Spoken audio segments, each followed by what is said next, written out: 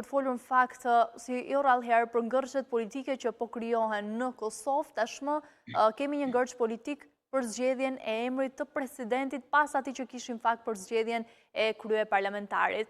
Çfarë po ndodh, zoti Koci? Pra duket se opozita po e cilëson si një puç politik propozimet e vetëvendosjes.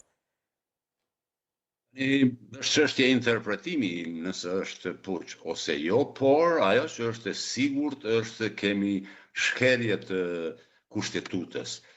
Takimi i mbrëmshëm nuk ka guxuar të mbahet sepse kushtetuta është shumë e qartë, por edhe vendimet e gjykatës kushtetuese që seanca plenare për zgjedhjen e presidentit ose presidentes nuk mund të procedohet nëse në sallë nuk janë 80 deputet. Dhe mbrëm nuk ishin 80 deputet, sepse nuk ishte as LDK, as PDK, as AK.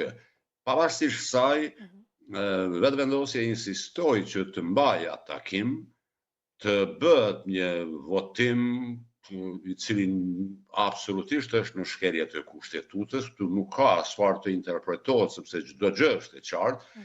Aktualisht dhe normalisht për faktin që nuk i kishin 80 vota në sallë, ai votim përfundoi aty, do të thotë ku filloi, pa numrin e mjaftueshëm.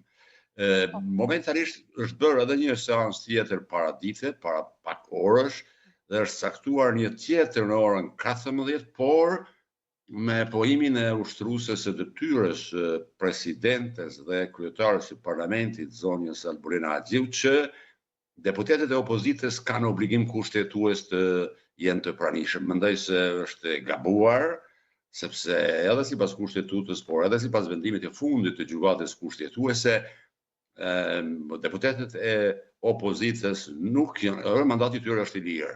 Ata nuk janë të obliguar. Mund të qëndrojnë normalisht pas një marrëveshje eventuale